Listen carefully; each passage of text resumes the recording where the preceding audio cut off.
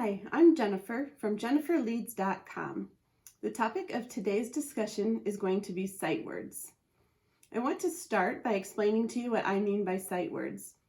When I say sight words, I mean words that can't be decoded easily or that don't follow really regular or typical phonics patterns. So they're words that may not have a really strong letter sound correspondence, or they're words where a letter makes a sound that we wouldn't expect. A lot of people think that English is an extremely irregular, difficult, and complex language, but really, once you know a lot about English and where the words came from, or you understand the phonics rules in English, there aren't as many irregular words as you would think. So the more we understand and we think about what the origin of the word is, the more we can help our child understand how to spell words and how to understand why words are spelled in a particular way. Today, however, we're going to talk about what we do with words that aren't spelled in the typical patterns or that don't follow those rules that we know. If you find yourself thinking that a lot of the words that we use are irregular or are sight words, you may want to look more at some of the phonics rules of English or find out more about where words came from and why words are spelled in particular ways based on their Greek roots or their Latin roots or what the origin of the words are. But today I want to give you some strategies for how to deal with the irregular words when you're helping your child learn how to spell them and how to read them.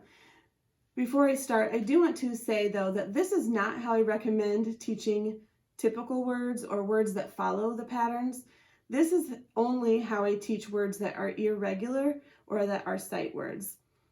The number one strategy that you should be using with your child to learn how to spell and how to decode words is using their sounds, using phonics rules, and helping your child to sound out those words and decode them based on the rules and based on the sounds that they make. So this is only the strategy that I use when I'm teaching children words that don't follow patterns or that don't make sense. All of the kids who come to see me have a book ring, where we keep their jail words. So every week we get 2 new jail words. And again, those are words that don't make sense, that don't follow a particular pattern, or they're words that children really get confused about a lot, and words that I have to help clarify or help them recognize the difference. I have 2 lists of words that are typical irregular words or words that don't follow the patterns. One of them is from this book, Unlocking Literacy by Marcia Henry, and it's on page 186 and 187. So those are the more common or the smaller words that your child might encounter when they are in the lower grades.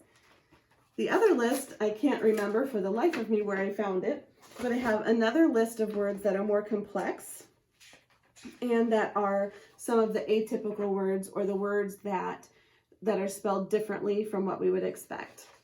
So I have both of those lists, and if you're interested in obtaining those lists from me, you can email me at jmoellerslp@yahoo.com. Again, they're just lists of the most common irregularly spelled words, or what I call jail words. So for each week, we pick 2 words that are jail words that don't follow the rules to help the child learn how to spell those words. And the way I do it first is I usually pick a word that I've seen them spell incorrectly, or a word that I notice that they frequently struggle with decoding or reading, or I give them a test over all of the jail words at the beginning, and then I just systematically work through those words and try to help them understand and think about those words in a different way. So for these words, what I do, I try to pick words also that maybe have the same pattern that doesn't make sense. So flood and blood, usually the 2 O's would say oo as in moon or as in book. But in these particular words, they say like a short U and d. So those O's both say the short U sound. So what I do is I use puffy paint, and for the letters that make sense, I write those letters in black puffy paint. For the letters that don't make sense or don't follow a typical rule or a rule that we would expect, I write those letters in red. So these words are written out and I highlight or show the parts that don't make sense with a different color. At the beginning of the week, when the child first comes to see me, I'll do an activity such as this where I will turn the word around. And because this has 1, 2, 3, 4, 5 letters, I'll show this card to the child for 5 seconds and ask them to visually look at that word and try to hold that word in their memory. After they've had 1 second for every letter in the word, I flip the card back around and I ask them to try to write that word on a dry erase board or on a piece of paper. If they can't get it, I'll try to show it to them again and flip it back around. If they're still struggling to remember all of the letters, then I'll show it to them and have them copy it down. After we do a little bit of practice, I might have them just write it a few times. And for these words and these words only, when the child practices, I have them say the letter names, not the letter sounds. So B, L, O, O, D, blood. For every other word that isn't a jail word or that follows phonics rules, I would have them I would have them say the letter sound as they write the letter. But for these words only, we say the letter names. So as they're writing and saying the letter names, they practice and they try to visualize and think about these words and the letters that are contained within them. Also, when they come to me, after we've done that activity where they're thinking about it and trying to remember it and write it, then I give them the word and we talk about, again, which sounds these letters make and whether they make sense or not. So the child will tell me B makes sense. So we will give B a dot because B makes its normal sound and this dot is representing the sound B. Then we'll say L, again, just a normal dot because the L is saying its normal sound. Now for the two O's, we scoop them together because they only make one sound, but instead of making a dot, we put this squiggle line to show that these O's don't make the sound we would expect them to. And for some children, on top of that squiggle line, I'll write the sound that it actually makes. Like in this one, it says like the short U. So we have B, L, and then the D makes sense. So we put a dot above that D. So for both words for the week, we do that exact same thing where we analyze them is what I call that.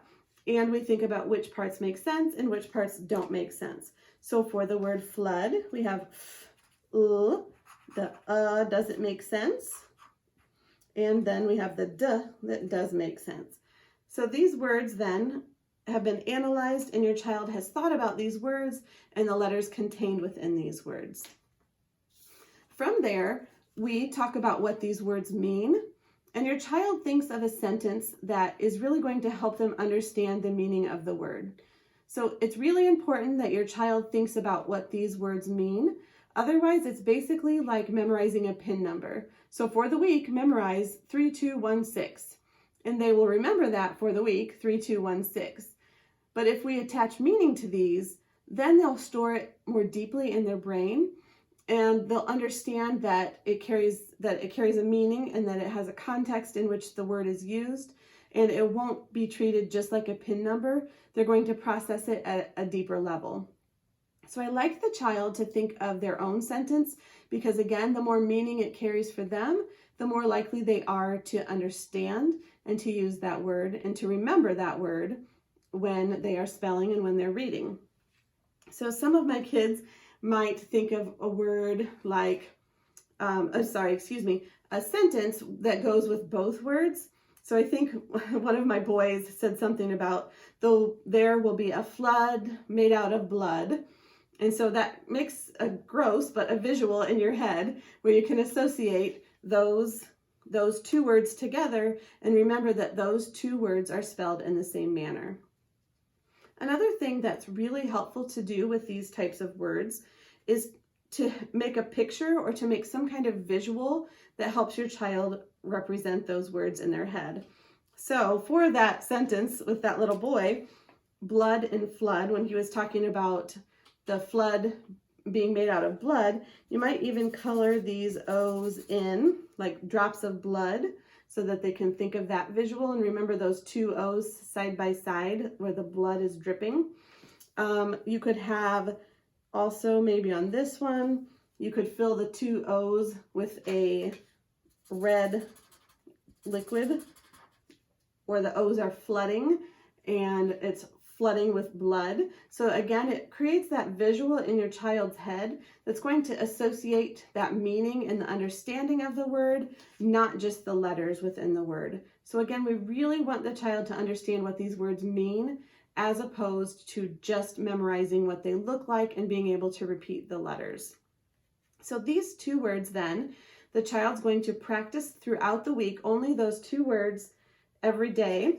And again, I hook them on a book ring, and on the ring we have the puffy paint on front.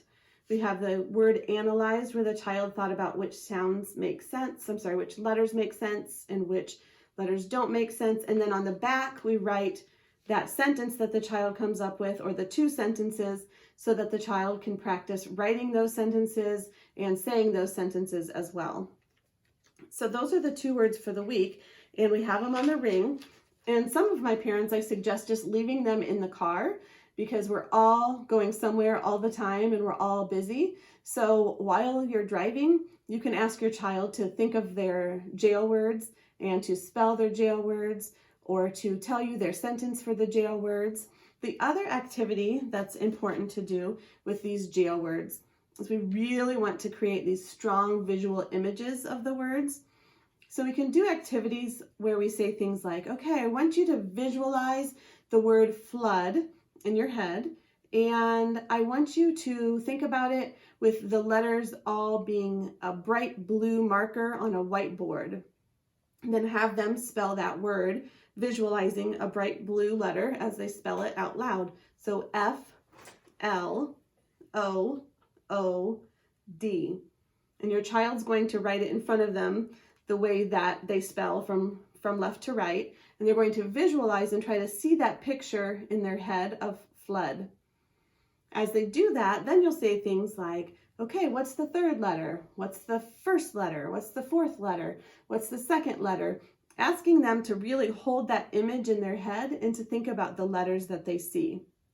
Spell it forwards, spell it backwards, and really having a strong mental representation or a strong visual representation of that word.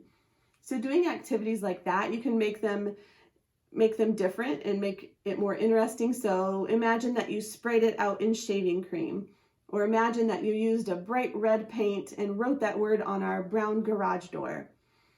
Visualize that you're at the beach and you wrote it in the sand with a stick. Visualize a color green flowing out of your finger. Visualizing the letters in rocks, visualizing the letters in string. So you can think of all different ways for them to visualize it so it feels like they're doing something different. But again, it's basically doing the exact same thing. They're just visually memorizing or representing that word in their head. As they do that, make sure that you remember to attach meaning to it. Make sure as they're practicing visualizing it, they're also thinking about the meaning of that word so that, again, they're not storing it just like a PIN number. So I want to give you a couple examples of some of the jail words that I like to teach together, words that fall within the same pattern or that I try to get children to recognize are related in some way. So we have the word bear, pear, and tear. So I represented this B in black, B, because it makes sense. The R, makes sense. But this says the A sound, bear. So that doesn't really make sense based on what most of us know about English. Again, bear would be on one card, pear on another, tear on another, and wear on another. So all of those words are related. They all sound very similar. They rhyme. And we want the child to know, hey, if I know how to spell bear, I can spell pear and wear and tear. I can spell all of those words if I know just how to spell one of them. So again, we write those words, we write a sentence on the back. And for those words, one of my friend's daughters drew me a picture, thank you Annika, of a bear who is going to wear a t-shirt, and on that t-shirt there's a pear, and you also see that there's a tear. So they visualize this picture and associate and link all of those words together: bear, pear, wear, and tear. And again, if they just memorize or think about one of those words, then they'll be able to spell all of those words. So we associate and think of those words all together and think of them as one unit or one type of word. Another word that our children spell wrong quite a bit is the word what. So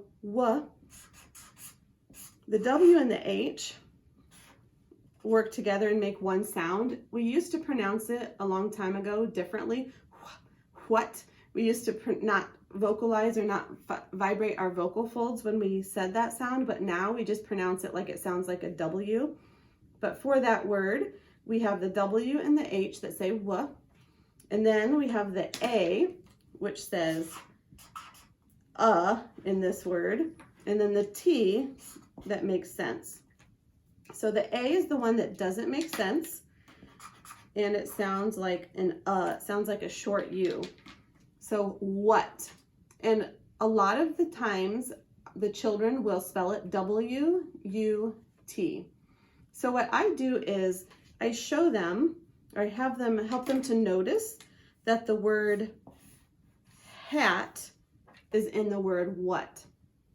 So hat is a phonetic word, at. The letters all link to one sound.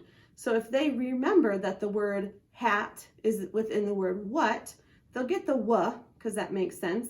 It's this w sound, W. And then if they remember at, then they'll remember that that word hat is within the word what.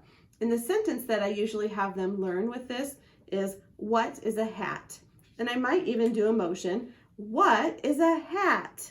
Or draw a picture somehow where there's a hat contained that kind of blocks those three letters so that they remember that what has hat within it. So that really helps kids a lot with spelling the word what, because then if they can link it to hat, they'll remember that WH and they'll remember the A instead of the U. Another word that our children frequently misspell would be want. The w makes sense, the n makes sense, and the t makes sense, but again, that A sounds like a short U sound. So we have w, n, t. And again, I highlight the part of the word that is phonetic, that follows a rule. So the word want has ant in it. So if we remember want and ant together, we can remember ant, want, and remember how to spell it.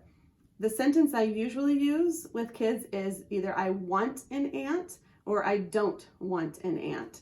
But underneath, then we draw, with my horrible artistic skills, a little drawing of an ant to remember that ant is in the word want. So I want an ant. And whenever we come across that word, we think about that sentence too. I want an ant. Want. So we can remember that the word ant is within the word want. Another tricky one for a lot of our children is where. So the w makes sense, w, but the e, a, sounds like an A. The R makes sense, and then the E at the end really should make this say e or where, but it doesn't say that, it says where. So a couple of different things. I might put where and there together to teach them as one unit, because they really sound the same, except for at the beginning. So we could do where and there and teach those on the same day. The other thing I do is if I work on the word where, I'll help the child notice that the word here is within that. So the sentence I might use for that one would be, where are you? Here I am. So 2 sentences. So whenever they see this, they think of the fact that here, which here makes sense if you know the magic E rule, that the E gives the power back to the other E. So again, where are you? Here I am. Or if you wanted to do that, you could do something like, where are you?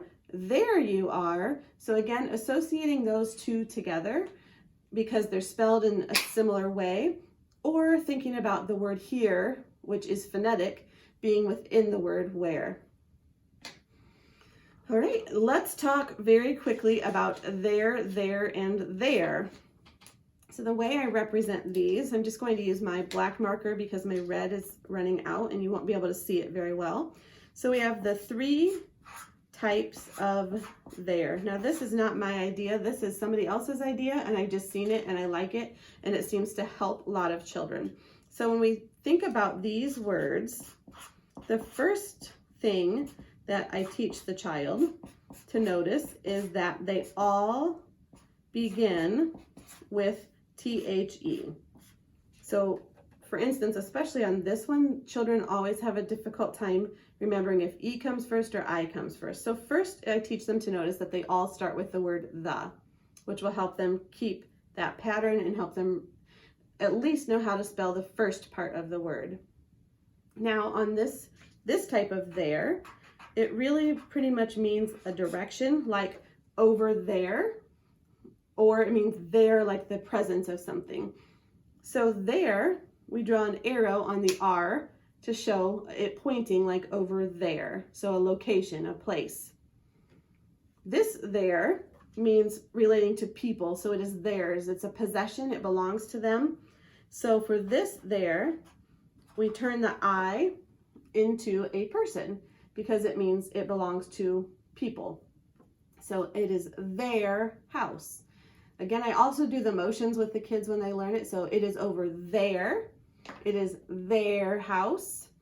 And then this last one, instead of the apostrophe or above the apostrophe, we just write the A because this word really just means they are. So if we think about it in that way, we know which one to use. If you can substitute there for they are, or they are for there, then you know that you use this one. If you're thinking about it belonging to somebody or someone possessing something, then we use this one. And then this one's used in all other instances. But again, in general, it means over there, like a location, or there, like the presence of something. So again, these are difficult for children to learn, the words that sound the same but are spelled differently. So if we associate them with emotion and with also these visuals, they'll help the child remember those words better and to store them in their word and in their head and understand the meaning. So that's there, and there.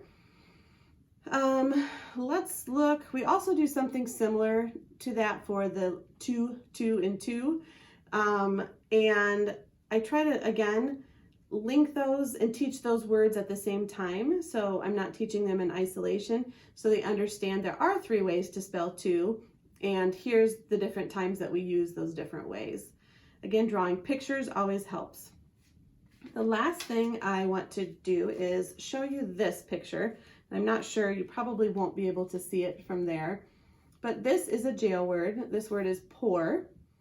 And one of my clients drew a picture where the O and the U have faces, and they're saying ow, because O and U typically do say ow when they follow the rules or when they say what they're supposed to say. So she knew that O and U should say ow. And this word, it doesn't, ow-er, it doesn't say that. It sounds like it's just P-O-R, p-o-er, poor. So to help her remember that there is both an O and a U, she made the O and U say ow. And then coming out of the R, she has hot water. So hot water is pouring out of the R. So she's thinking of the word pour. The water is pouring out, and that hot water pouring out made the O and the U say ow. So she's using what she knows and the typical rules and using that so she can remember and create that visual in her head. Again, that creates a really strong visual. Hot water pouring from the R, so the word is pour, and then the O and the U saying ow because they're being burned by the water. So if you can remember that, then you're going to remember how to spell that word when you are writing and come to that word and think pour. You're immediately going to pull up that visual or that image in your head. So this is another way, drawing pictures or creating these images that pull up in your child's head when they are writing or thinking about those words. Again, the stronger the visual, the more they're going to remember it and remember it as they're writing. So again, when they're writing along and they think of the word pour, immediately it will come up in their head and they'll think, oh, that's one of my jail words. That's where the O and U are saying ow, and they'll remember how to spell it instead of spelling it phonetically, which would be P-O-R. So those are some strategies and some examples of the things that I do to help teach jail words. Again, really visualizing them and imagining them in your head, helping your child to recognize which parts make sense and which parts don't make sense, creating a visual to go with it, so drawing a picture where it highlights or shows the parts that don't make sense, so like in the word flood, where we made the O's that were flooded or full. Those types of images and thinking about words in that amount of depth are going to help your child store those words with greater strength in their head. Again, these are not the strategies that I would use for typically learning spelling lists and for working with words that make sense or that follow rules. I would just think about the sounds and associate the sounds in the letters and talk about the rules. But these are for the words that don't make sense, the irregular words or the non-phonetic words, the words that children have a more difficult time learning how to read or spell. So if you have questions, feel free to email me, or you can also email me if you'd like the lists of the common irregular words or the common jail words, and I will provide links to those documents. I also have a direction sheet that I give to families who come see me that explains how to work on these jail words and goes over some of these ideas in a written form. So if you would like that, I'll link that as well underneath this video. And again, any questions you have, feel free to email me at jmoellerslp@yahoo.com. Thanks for joining me today, and I will see you next time.